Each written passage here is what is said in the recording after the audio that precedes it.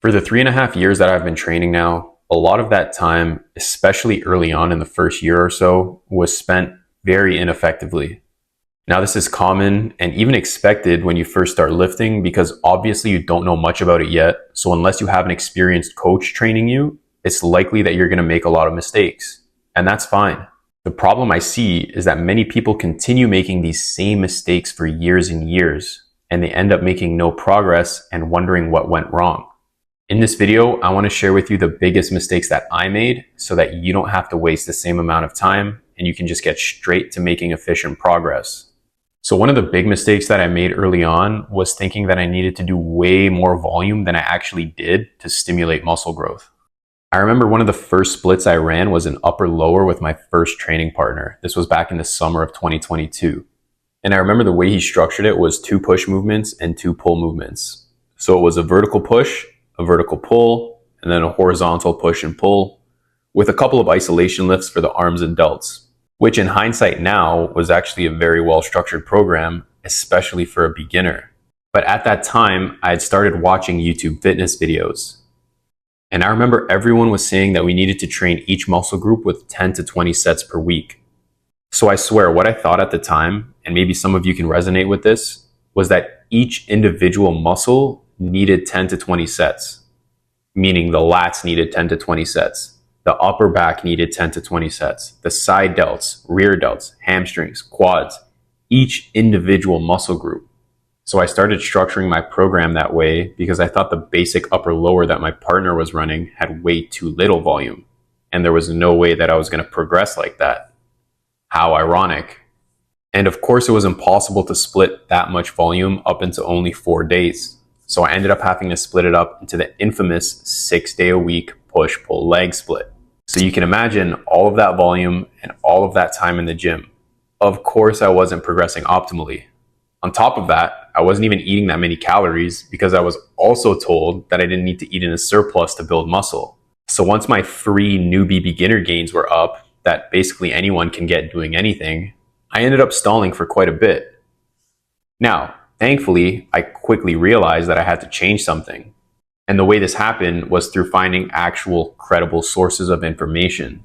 And what I realized is that those credible sources, or what I now deem to be those credible sources because their information actually worked, I didn't really know at the time. But what they were telling me was the exact opposite of what I was doing. Their advice was to keep things more minimalistic, train 3 days a week full body, and do big compound movements in a moderate rep range, while focusing on performance. Naturally, I was skeptical at first because this was the complete opposite of what I'd been told to do, and no one else at my gym that I knew was training this way. Even the big guys, I would always ask, hey, what do you guys think of 3 days a week full body? And they all looked at me confused because they were all used to training 6-7 days a week. So naturally, I was hesitant to give it a try. But the excessive volume and 6-day-a-week split that I was doing definitely wasn't working, so something needed to change. I knew I couldn't just keep training that way because that was a certain way to make no progress. So I just decided to give the 3-day-a-week split a try. And the rest is history. I still only train 3 days a week till this day. It didn't really take much time for me to blast through my plateau. I honestly couldn't really believe how much faster I was progressing. I was getting bigger, all of my lifts were going up, and I was doing it in a fraction of the time. It was only 3 one-hour sessions per week. So the question I asked myself after this was, why does this work, but not the 6-day-a-week excessive volume? And the conclusion that I came to is that building muscle is simply not a game of volume. It's a game of intensity and progression. It didn't matter how many sets or how much volume I was doing per muscle group, or how many days or how many hours I was spending in the gym. What mattered most was if I was progressing. And doing too much can actually prevent you from doing so, which I had to learn the hard way. So the sooner that you can understand this principle of intensity over volume, the less time you're going to waste.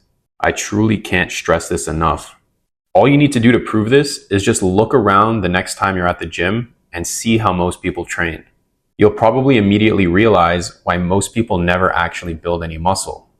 Like, seriously ask yourself, how do all these people who spend so much time in the gym, they're always there when you're there, so they're consistent, and they're probably even there longer than you are, yet they make no progress?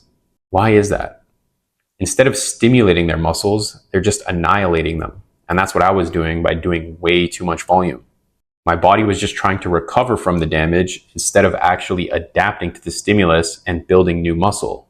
And when you combine that with the lack of sufficient food that I was consuming, there was a very little chance that I was going to make any progress training that way. Which leads me to the second biggest mistake that wasted some of my time, but has led to years of wasted time for many people, which is avoiding the calorie surplus. Now, unlike the training principles, this isn't going to generally apply to everyone. So I'll preface this by saying there are many people that do not need to continue eating in a calorie surplus because they already have more than sufficient calories in the form of fat reserves. However, if your body composition resembles anything similar to mine before lifting, there's no escaping it. You can try and delay it as long as you want. And like I said, anyone can make those little beginner gains, but it will be inevitable if you want to make significant progress. A perfect program and perfect training can only carry you so far. And yes, it can carry you a lot further than a poorly structured program, but you'll get to a point where your body is just no longer going to adapt without a sufficient amount of resources. As someone who's skinny and lacks energy in the form of body fat, the only other way to get it is from external food. Trying to make significant long-term progress without it is going to be a recipe for wasted time and spinning your wheels. And the reason I know this is because I've seen many people who have had that experience, and I could have easily as well had I not been lucky enough to stumble upon the right credible sources who gave me correct advice. So I am simply now returning the favor to you. And as the title of the video says, this advice will literally save you years. Now, the third and final mistake that I'd say cost me the most time or contributed to my lack of progress early on was using poor technique. Now, this is going to be something that every beginner falls victim to because nobody's going to have perfect technique just starting out. It's a skill that you have to develop over time as you keep practicing certain lifts, which is another reason why those 3-day-a-week programs are actually really good because they have you only doing a handful of exercises that you're repeating every single week. Therefore, you're mastering the technique. And the reason why technique is so important is because that's what allows you to apply tension to the muscle. So the better that your technique is, the more tension is going to be placed on a given muscle throughout the duration of the set. And when you combine that with a high level of intensity to muscular failure or very close to it, like at least 1 to 2 reps in reserve at most, that's going to allow your muscle to achieve maximum stimulation. Like most beginners, if your technique is poor, let's say you're doing a bench press and you're constantly wobbling or your feet are moving, basically what you're doing is losing tension that could otherwise be placed on the muscle. So even if you're training to failure or close to it, like I just said, if your technique is poor, that's less muscle recruitment during that moment. So you're not recruiting as many muscle fibers as you could, which is going to result in less stimulus. So just think of it that way. If your technique's poor, you're not recruiting as many muscle fibers as you could.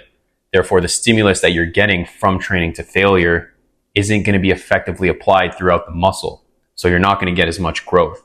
Now, a simple trick around this is to use machines because they don't have any technique demand. The movement pattern is already fixed for you and it's extremely stable. You basically just have to focus on pushing. However, I don't recommend just using all machines. You can throw a couple in here and there, but I think it's extremely valuable for you to learn the technique on free weight movements because that will completely eliminate a whole amount of exercises that you can do in your program. So by having a few machine lifts and some free weights, you're going to be learning the technique on the free weights while still getting the benefit of using machines.